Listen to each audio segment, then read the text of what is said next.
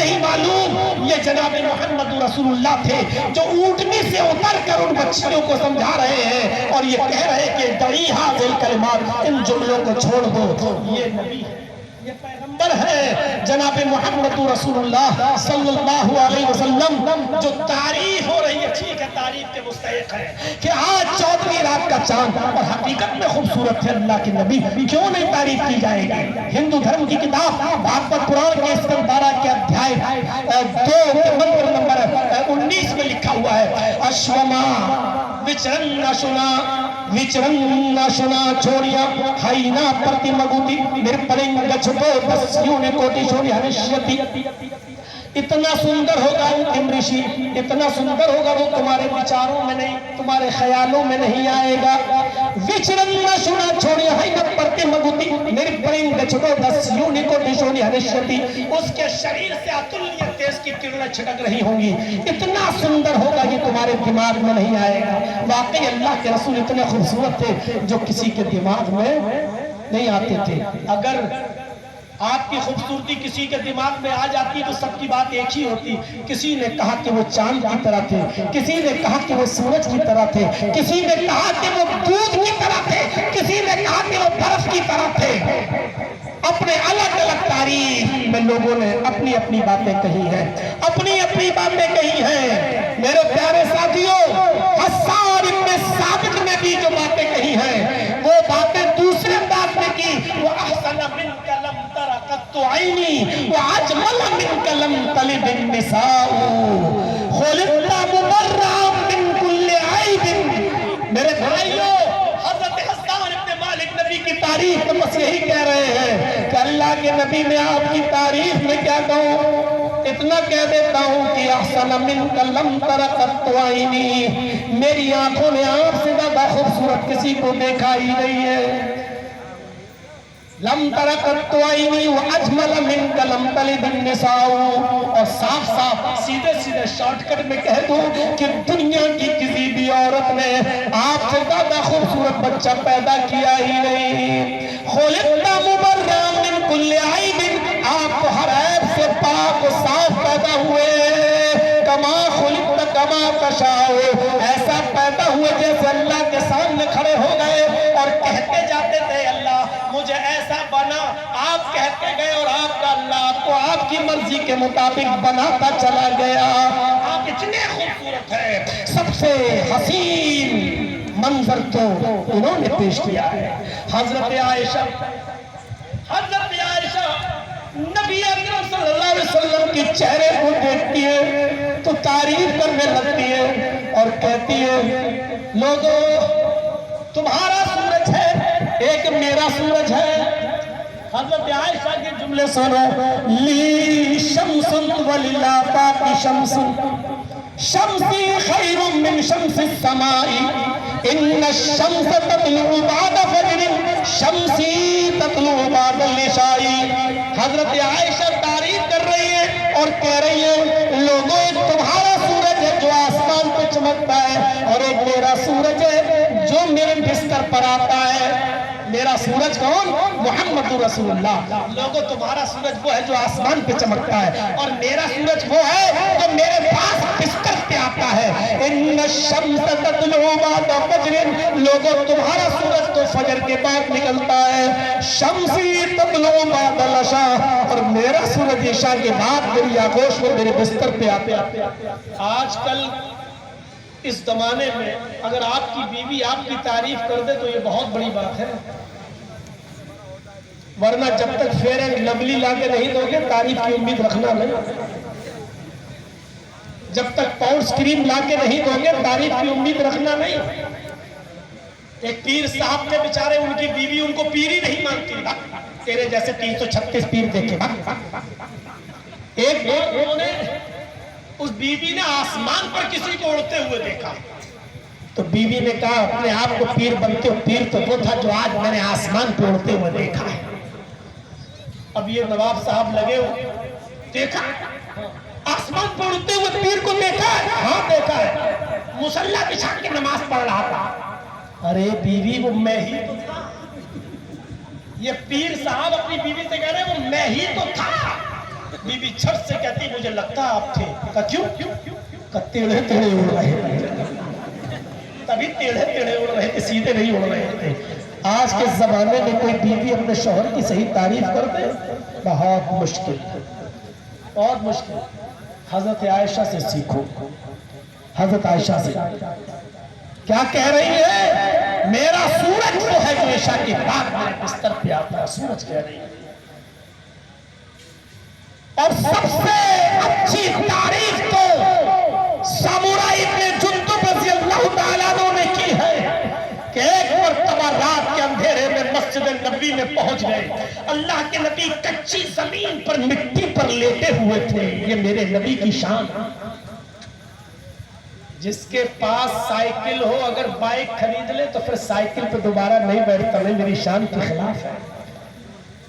Bike والا four wheeler خرید لے تو جلدی سے بائک پر نہیں بیٹھتا ہے کہ میری شان کے خلاف ہے. اور فور ویلر والا اچھی کنڈیشن کی فارچونر وغیرہ خرید لے تو جلدی سے گھٹیا ماروتی وغیرہ پر نہیں بیٹھے گا کہ میری شان کے خلاف ہے. اور محمد رسول اللہ کو براق پر بیٹھنے کے بعد جب زمین پر واپس آئے تو اسی گدھی پر اور گھوڑے پر بیٹھ کے سفر کیا کرتے تھے جو اللہ کے نبی کی محبوب سواری تھی. کوئی فرق نہیں پڑا نبی کی سادگی پر. سیکھو سادگی کیا ہوتی ہے. جابر ابن سمرہ اندھیری رات میں دیکھتے نبی زمین پر لیٹے ہیں. ان کی نظر آسمان کے اوپر چمکتے ہوئے چاند پر پڑتی ہے, 14ویں رات کی چاند پر. تو حضرت جابر ابن سمرہ کبھی چاند کو دیکھتے ہیں, کبھی نبی کے چہرے کو دیکھتے ہیں, پھر چاند کو دیکھتے ہیں, پھر نبی کے چہرے کو دیکھتے ہیں, پھر چاند کو دیکھتے ہیں, نبی کے چہرے کو دیکھتے ہیں. اللہ کے نبی نے مسکراتے ہوئے پوچھا ہے جابر یہ کیا کر رہے ہو؟ حضرت جابر نے جواب دیا اللہ کے رسول دیکھ رہا ہوں چاند زیادہ خوبصورت ہے یا میرے نبی زیادہ خوبصورت ہے. اللہ کے نبی نے کہا اگر کوئی پوچھ لے اے جابر کہ چاند کے چہرے میں اور تمہارے نبی کے چہرے میں کون زیادہ خوبصورت ہے تو تم اس کو کیا جواب دو گے؟ تو جابر ابن سمرہ کا جواب سنو. کہتے ہیں اللہ کے نبی اگر کسی نے مجھ سے یہ پوچھ لیا کہ چاند زیادہ خوبصورت ہے یا تمہارا نبی تو میں کہوں گا کیا تو اندھا ہے؟ کیا تجھے دکھتا نہیں ہے؟ اس چاند کو بھی حسن ملا ہے تو وہ میرے نبی کے چہرے سے ملا ہے. اس چاند کو بھی روشنی ملی ہے تو وہ میرے نبی کے چہرے سے ملی ہے.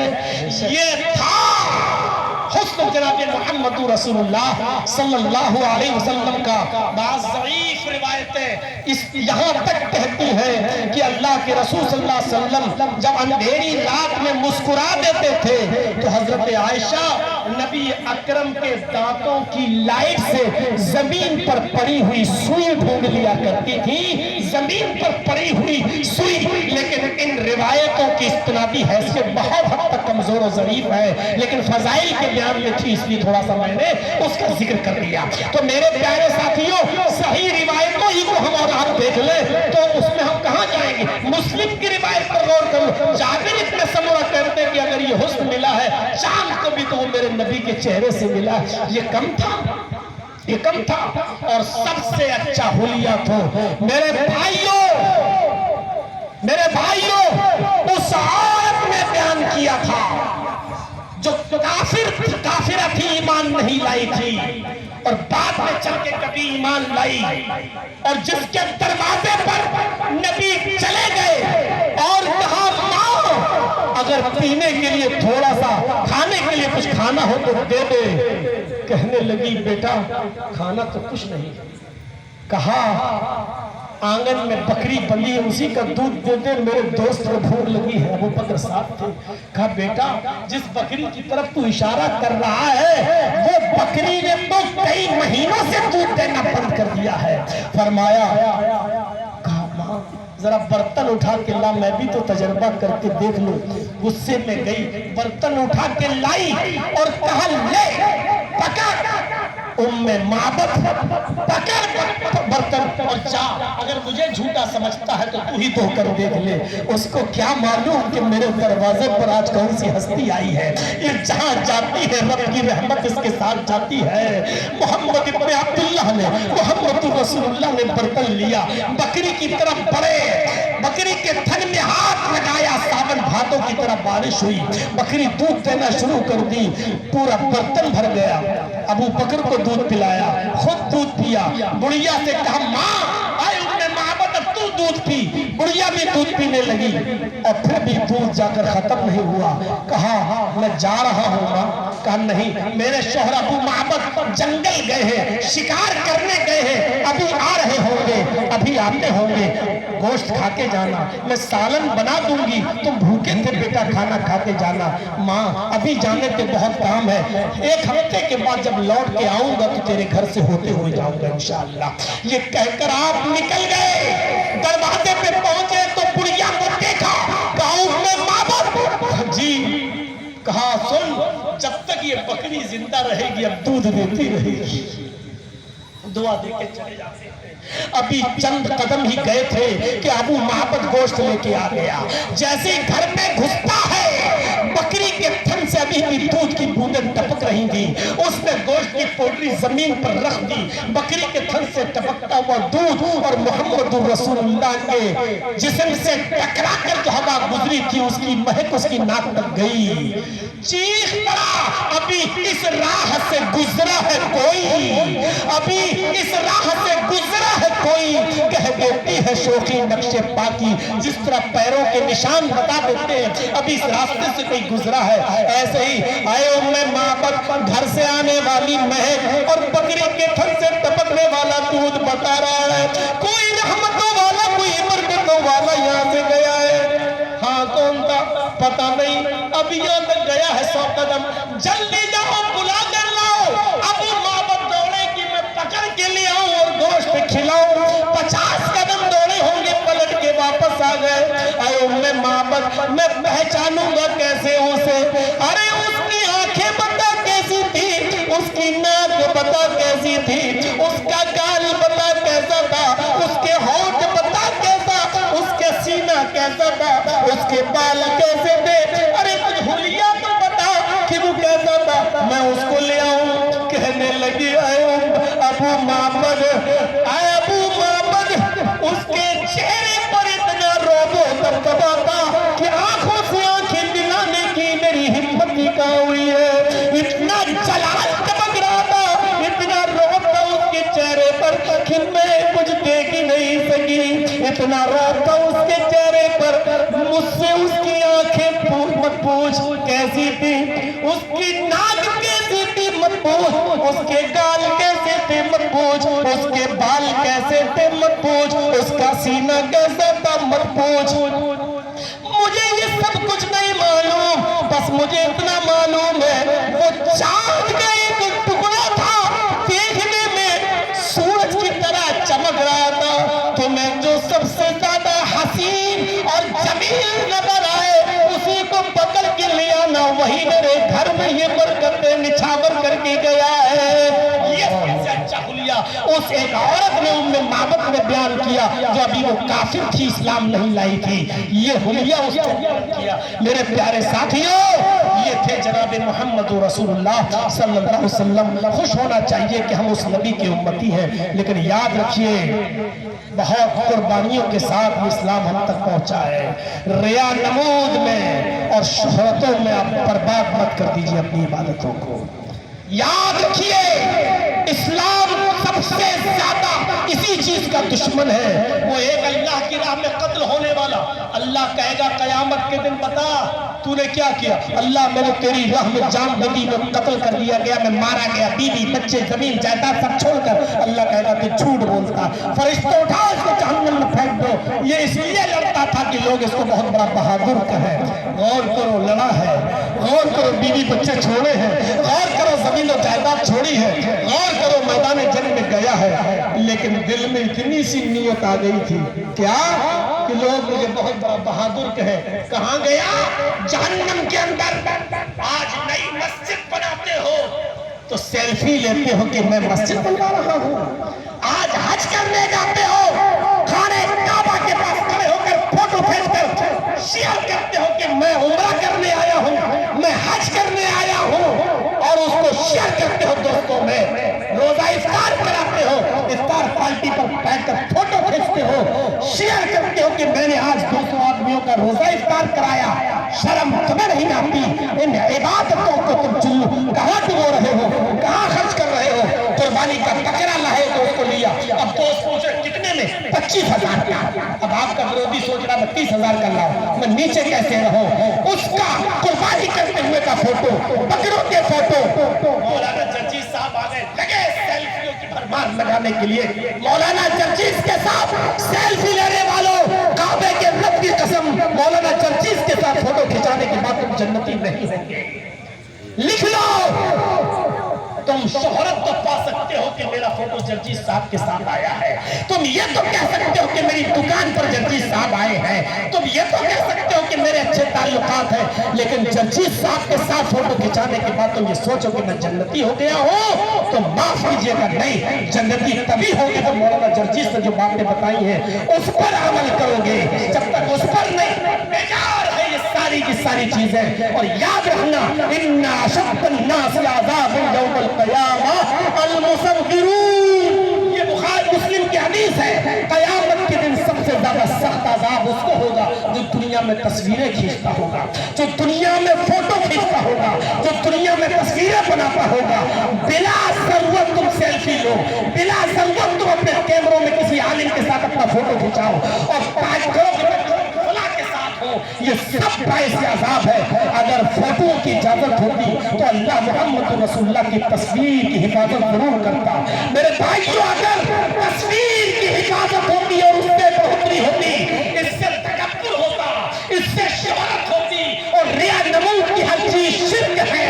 اللہ کے نبی نے کہا کہ میں سب سے زیادہ شرک اصغر سے ڈرتا ہوں. صحابہ نے پوچھا وہ کیا ہے؟ فرمایا ریا اور نمود, دکھاوا.